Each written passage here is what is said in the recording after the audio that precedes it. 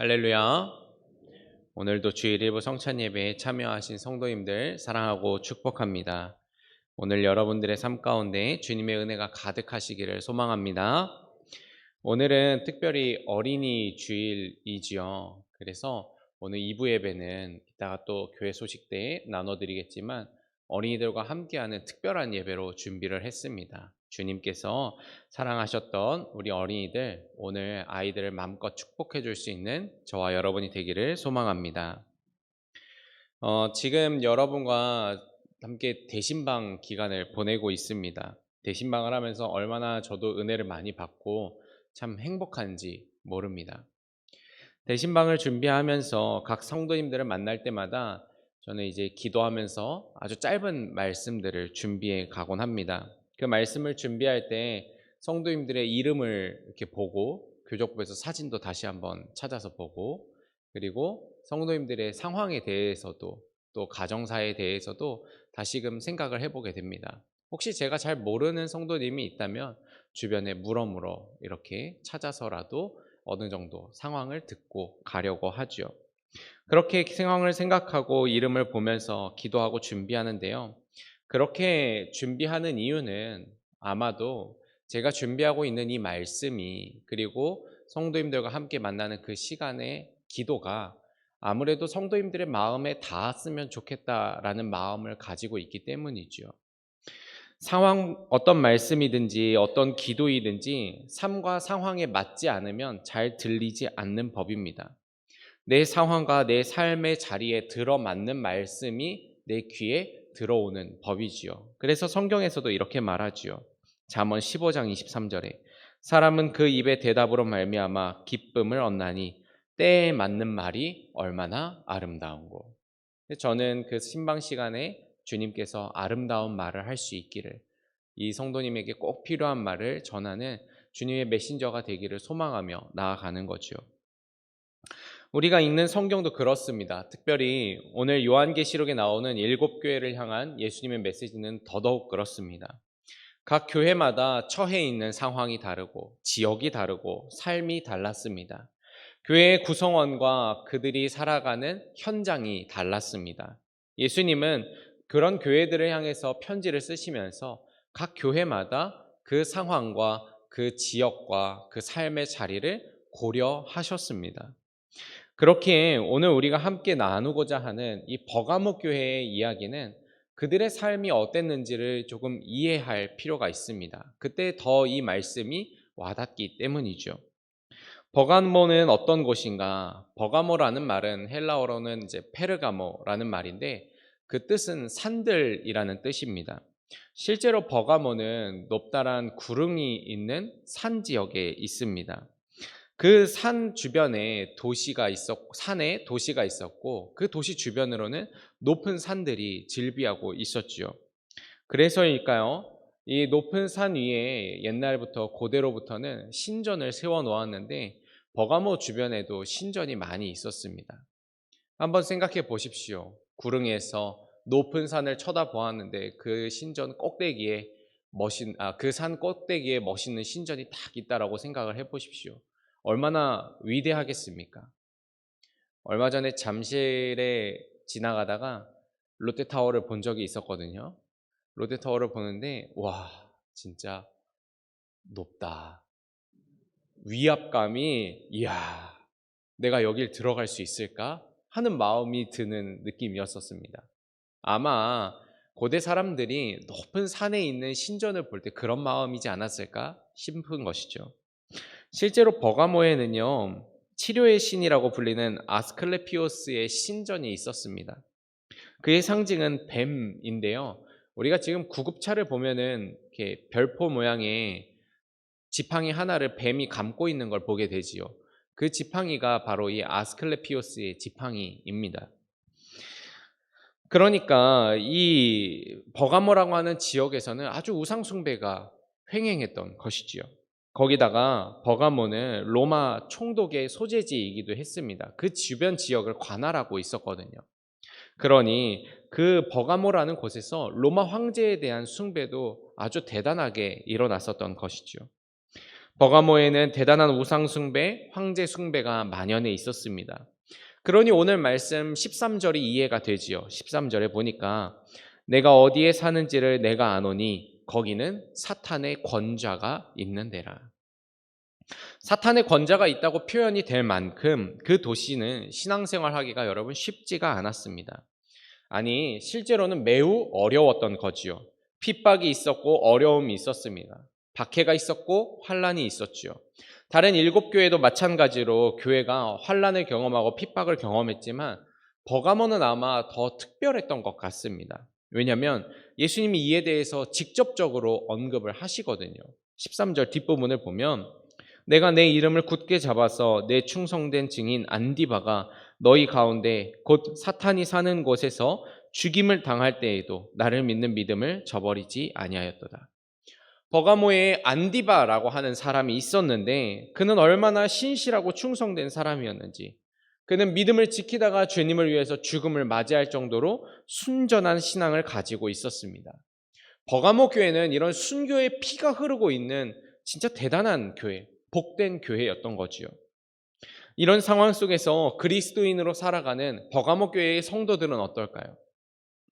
아마 우리가 상상하지 못하는 수준의 담대함과 신실한 믿음을 가지고 있었을 것입니다. 이미 형제 안에서 안디바와 같이 목숨을 걸고 죽은 형제가 있는데, 아니 그 교회에 있는 성도들의 마음이 얼마나 뜨겁게 불타올랐을까요? 한번 상상을 해본다면 정말 기대가 되는 수준의 믿음이었던 거지요.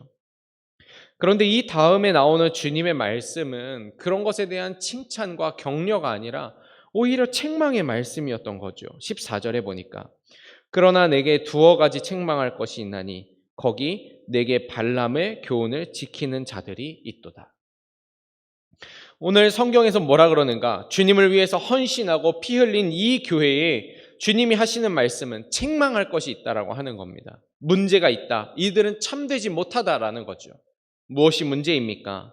14절에서 책망할 문제에 대해서 말해주는데 우리의 눈을 사로잡는 하나의 단어는 바로 발람의 교훈입니다. 이 발람의 교훈에 대해서 이해하기 위해서 우리는 민수기 22장에서 24장의 이야기를 잠깐 나눠볼 필요가 있죠. 광야에서 40년의 세월을 보내는 동안 하나님은 이스라엘 백성을 인도하셨습니다. 그동안 몇 차례의 전투들에서도 하나님은 계속해서 승리하게 하셨죠. 그리고 이런 이야기들이 이미 가나안 지역 내에 퍼져 있었습니다. 이스라엘과 하나님이 함께 하신다.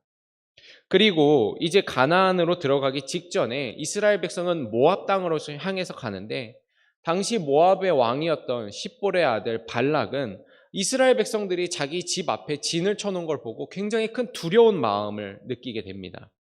그래서 당대 최고의 주술사라고 할 수 있는 부올의 아들 발람을 부르는 거지요. 당시에는 발람이 저주하면 저주를 받고 발람이 축복하면 축복을 받는다라는 말이 있을 정도로 대단한 사람이었었거든요. 모압 왕의 요청에 발람은 기도를 하는데요. 기도할 때 하나님이 이거 하지 말라고 말씀을 하시는 겁니다. 그래서 거절을 했는데 모압 왕이 그 거절을 수긍하지 않고 계속 부탁을 하는 거예요. 더 좋은 것들로, 더 비싼 것들로 이 사람을 유혹하기 시작을 하는 겁니다. 그러자 이 발람이 알겠다 그렇게 하고 수긍을 하고 가지요. 가는 길에도 에피소드가 있었습니다. 나귀가 3번이나 길을 돌아서서 가려고 해서 채찍질 하니까 나중에 나귀가 입을 열어가지고 나는 두려워서 그러는데 왜 때리십니까? 이래서 그 불칼을 들고 있는 천사를 길가에서 보게 되는 일들도 있고, 그렇게 계속해서 막는 것을 발람은 깨닫게 되죠. 그리고 이스라엘 진영을 보고 발람이 이제 성에 서서 이스라엘을 향해서 저주를 하려고 하는 순간 오히려 그의 입에서 나온 것은 축복이었습니다. 아니 저주를 하려고 불러놨더니 축복을 하고 있으니 이 모압 왕이 얼마나 화가 났겠어요. 그래서 왜 그렇게 했느냐? 저주를 해달라고 부탁하지 않았느냐? 그래서 다시 한번 해달라라고 이야기를 합니다. 두 번째로 제물을 바치고 또 저주를 하려고 입을 탁 여는 순간에 그 입에서는 축복이 나오는 거죠. 그러자 이번에 모압 왕은 말합니다. 아무 말도 하지 말라. 저주도 하지 말고 축복도 하지 마라. 그러고 그냥 제사만 드려라. 제사를 딱 드리는데 가만히 있어야 되는 이 발람이 참지 못하고 입을 열어서 또 위대한 축복을 이스라엘 위에 내려놓는 겁니다. 모압 왕 입장에서는 완전히 낙심하죠. 이제 그만두고 서로 갈 길 가자고 합니다. 그렇게 서로 길을 가게 되는데 그 헤어짐 이전에 성경에서는 발람이 가르쳐준 교훈이 있었다라고 암시하는 이야기들이 있는 거죠. 그건 무엇이었는가? 바로 이스라엘과 전쟁하기 이전에 모압의 여인들을 이스라엘 앞에 데려다 주라는 겁니다. 그리고 우상에게 바쳐졌던 제사에 쓰여졌던 음식들을 이스라엘에게 제공하라는 것이었습니다. 이 가르침은 제대로 먹혀들었거든요. 민수기 25장 1절에서 3절에 이렇게 말하거든요. 이스라엘이 시딤에 머물러 있더니 그 백성이 모압 여자들과 음행하기를 시작하니라. 그 여자들이 자기 신들에게 제사할 때에 이스라엘 백성을 청하매 백성이 먹고 그들의 신들에게 절함으로 이스라엘이 바알 브올에게 가담한지라. 이스라엘 백성은 모압과의 전쟁이라고 하는 하나님의 은혜를 붙잡고 하나님의 능력을 의지해야 되는 그 앞에서 그들의 삶의 작은 부분이라 여겼던 여인을 만나고 먹고 마시는 문제에 있어서 거룩함을 지켜내지 못했던 거지요. 다시 말하면 이스라엘 백성은 일상에서 무너졌던 것입니다. 다시 요한계시록의 이야기로 돌아옵시다. 버가모 교회가 책망받는 이유는 무엇인가? 그들은 복음을 위해서 목숨을 내주었습니다. 순교하고 고난을 견뎌냅니다. 그러나 그들의 삶에서는 자꾸 무너지고 있었던 거죠. 차라리 고문을 하면 견뎌낼 수 있는 믿음이 있지만 그들은 자신의 삶에서 음행은 제거하지 못한 겁니다. 그들은 자신의 삶에서 우상 숭배하는 일에 있어서 타협하고 있었던 거지요. 그래서 14절과 15절에 발람이 발락을 가르쳐 이스라엘 자손 앞에 걸림돌을 놓아 우상의 제물을 먹게 하였고 또 행음하게 하였느니라. 이와 같이 내게도 니골라 당의 교훈을 지키는 자들이 있도다. 지난번에 에베소 교회에서 나온 니골라 당의 이야기가 또 나옵니다. 이들은 어떻게 했는가? 성도가 예수님 믿는다 하여도 우리는 사회에서 살아야 되지 않느냐? 예수 믿어도 사회생활 해야 되지 않느냐? 그러니 일정 부분에 있어서는 우리가 세상 사람들과 비슷한 모습을 가지는 게 필요하다. 우상숭배에 먹고 살려면 해야지. 하나님도 그건 용서해 주실 거야. 음행하는 거 남자라면 다 그렇지 뭐. 그런 거 하나님도 용서해 주실 거야. 성욕은 하나님이 주신 거잖아요. 이런 식으로 이런 식으로 버가모 교회의 교인들을 꿰어내고 있는 건 거죠. 결국 발람의 교훈과 똑같은 일을 했던 겁니다. 버가모 교회가 버가모 교회의 성도들이 일상에서 타협하는 그리스도인으로 만들어 가고 있었다라는 거죠. 이 가르침을 받고 버가모 교회는 어떻게 되었을까? 그들은 믿음을 위해서 복음을 위해서 목숨도 내어줄 준비가 되어져 있었습니다. 그러나 그들은 일상의 삶에서 계속해서 실패하고 승리하지 못하죠.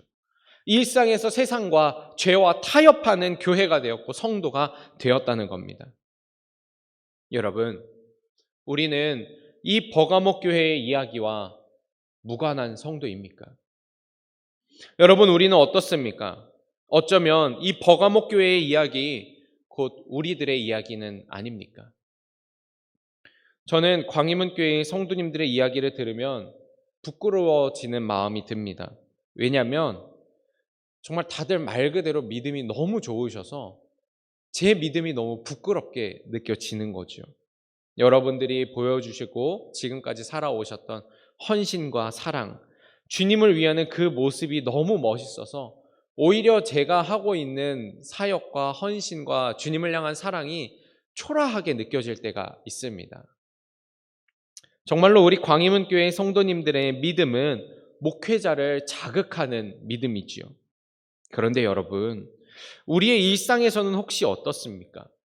우리의 일상에서도 교회에서 보여지는 믿음과 헌신과 사랑만큼 거룩하게 구별되어져 있고 하나님의 사랑과 그리스도의 은혜가 퍼져 나아가고 있습니까? 교회를 위해서 고이고이 모은 재정 내어드리기도 합니다. 시간을 빼고 피곤하고 지친 와중에도 헌신하지요. 누군가로부터 상처받는 말을 들어도 교회에 나옵니다. 용서합니다. 이런 일은 능히 감당할 믿음이 나에게는 있지만 혹시 일상에서는 어떻습니까? 가정의 달인데 가정에서 말다툼하지 않는 것 지켜내고 있습니까? 가족에게 상처 준 일에 대해서 사과하는 일 하고 있습니까? 혹시 내 삶에 음행이 있지 않습니까? 결혼이라고 하는 주님이 주신 공동체 안에서 일어나야 되는 그런 성적인 활동 외에 다른 곳에서 나의 욕구를 채우고 있지는 않습니까? 사업하시는 가운데 정직하게 하고 있습니까? 내 친구, 주변 친구들과 만나서 밤새워 허망한 말을 나누고 있지는 않습니까? 우리는 정말로 하나님의 백성된 삶으로서 거룩한 일상을 매일매일 지켜나가고 있습니까? 우리는 보통 교회에서 열심히 하면 믿음이 좋다고 합니다. 그런데 여러분, 진짜 믿음이 좋은 사람은요, 사실은 일상의 삶에서 거룩함을 지켜내는 성도이지요. 주일에 교회에서가 아니라 월요일부터 토요일까지 내 집에서, 내 일터에서, 내 친구들과 내 가족과 함께 있을 때, 그리고 나 혼자 있을 때 그 시간과 그 장소를 거룩하게 지켜내는 성도가 진짜 믿음의 사람입니다. 우리의 거룩은요, 일상에서 시작하는 거예요. 이곳에서 시작하는 것이 아니라 우리의 믿음의 실력은 일상에서 드러나게 되어 있다는 거죠. 여러분은 혹시 아마추어와 프로의 차이를 아십니까? 저는 이렇게 생각하는데요. 아마추어는요, 하고 싶을 때 하는 사람이 아마추어예요. 내가 운동하고 싶으면 운동하고, 내가 공부하고 싶으면 공부하고, 내가 글 쓰고 싶으면 글 쓰고, 그림 그리고 싶으면 그림 그리고. 이건 아마추어죠. 프로는 어떤 사람인가? 프로는 하고 싶을 때, 하기 싫을 때, 그냥 있고 싶을 때 항상 하는 사람이 프로입니다. 심지어 국가대표가 되려면요, 밥 먹는 거, 자는 거, 쉬는 것까지 다 나의 목적에 맞춰서 움직여야지 가능한 일이지요. 그게 바로 프로입니다. 내가 아무리 복음을 위해서 헌신하였고 위대한 일을 하고 믿음을 지켜냈다 하더라도 내 일상의 삶이 세상과 타협한 삶이라면 우리의 믿음은 아마추어 수준인 거지요. 주님 보시기에 완전하지 못하며 위대한 일을 이루어 나가기에는 부족할 수밖에 없습니다. 그러나 믿음의 프로들은 어떻습니까? 그들은 항상 거룩함을 유지합니다. 일상에서 주님을 바라보는 거지요. 먹는 것도요, 그들은 구별하죠. 잠자리도 그들은 구별하는 거예요. 만나서 대화하는 것, 말 한마디조차 구별하는 거죠. 어떻게 하면 내가 이 삶에서 주님을 더 깊이 바라볼 수 있을까 기도하고 간구하는 거지요. 일상에서 거룩한 사람들. 우리는 그 사람들이 믿음의 프로라고 이야기를 하는 겁니다. 구약 성경에 보면 다니엘이라는 사람이 나옵니다. 다니엘 1장에서 참 이해하기 힘든 이야기가 나오는데요. 다니엘이 바벨론에 끌려간 뒤에 이렇게 고백하지요. 1장 8절에 다니엘은 뜻을 정하여 왕의 음식과 그가 마시는 포도주로 자기를 더럽히지 아니하리라 하고, 그는 먹는 것과 마시는 것부터 구별했습니다. 심지어 율법을 따른다는 것도 아니고 이후에 보니까 채식을 하겠다라고 이야기를 해요.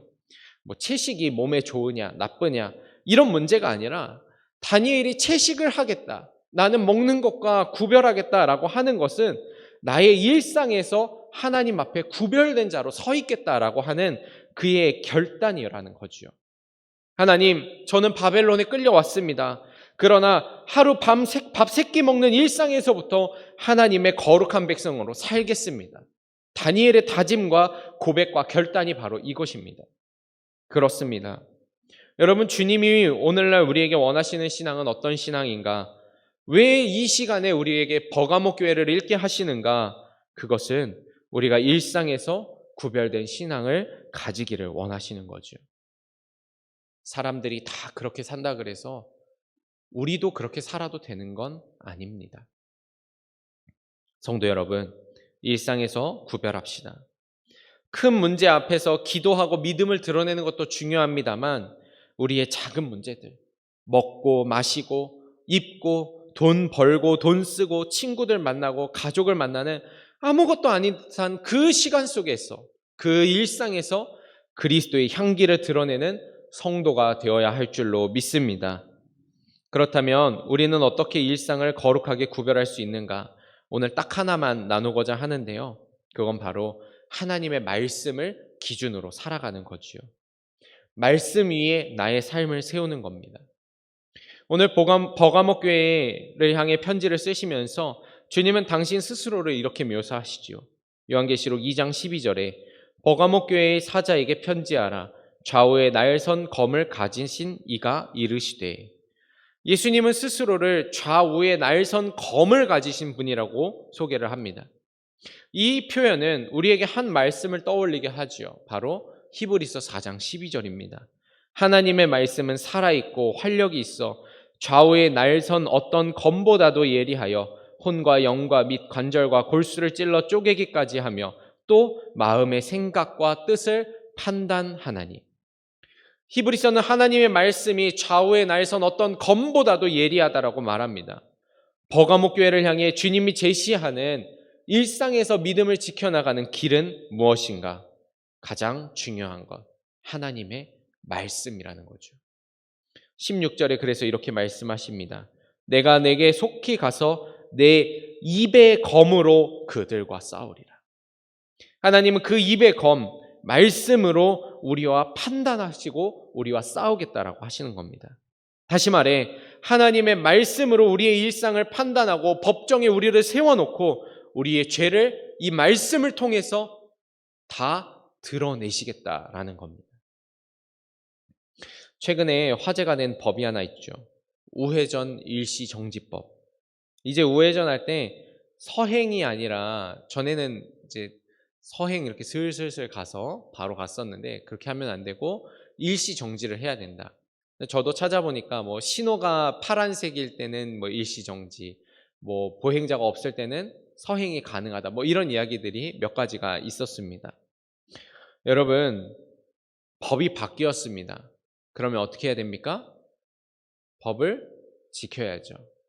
저는 뉴스를 잘 안 봐서, 우리 집에는 TV가 없어가지고, 저 스마트폰도 안 해요. 바뀐지 몰랐습니다. 이러면 죄가 아니게 됩니까? 그것도 죄죠. 모르는 것도 법 앞에서는 죄가 됩니다. 법이 바뀌면 바뀐 법대로 살아야죠. 그 사람이 대한민국 국민인 겁니다. 우리가 어떻게 일상에서 거룩함을 지킬 수 있는가? 바로 하나님의 말씀을 붙드는 거죠. 이전엔 내 마음대로 살았어도 이제는 이 말씀을 읽고 이 말씀에 쓰여진 대로 내 삶을 살아가는 겁니다. 주일날 주시는 그 말씀이 내 삶에 흘러 들어가게끔 내 삶을 그 위에 세워 나아가는 것이죠. 말씀이 내 삶과 내 말과 내 모든 걸음의 기준이 되는 것, 그것입니다. 여러분, 우리는 구원받은 백성, 우리는 그리스도인으로 살아가죠. 그리스도인으로 살아간다라는 말은 하나님의 법인 이 말씀 위에 우리의 삶을 올려놓는다라는 말입니다. 그러니 여러분, 말씀 위에 삶을 올려놓으십시오. 말씀에서 내 삶이 어긋났다고 하다면 여러분, 과감히 잘라내십시오. 말씀으로 자신의 삶을 판단하는 성도가 진정 하나님의 기쁨이 되는 성도인 줄로 믿습니다. 성도 여러분, 우리의 신앙은 이 교회 담장을 넘어야만 합니다. 일상이 예배가 되게 하시고 일상이 거룩한 성도가 되시기를 축복합니다. 그 일을 위해서 오늘도 하나님의 말씀을 붙잡고 그 말씀 안에서 승리하며 나아가는 성도가 되시기를 축복합니다. 그때 우리는 책망할 것이 없는 하나님의 기쁨이 되는 교회와 성도가 될 줄로 믿습니다. 그리고 하나님은 그런 우리에게 너무 귀해서 꽁꽁 감추어둔 만나를 먹이시고 천국 백성의 증표가 되는 우리의 이름이 쓰여진 흰 돌을 주실 줄로 믿습니다. 우리 광희문교회 성도님들의 일상이 하나님 앞에서 향기로운 제물이 되기를 축복합니다. 기도하겠습니다.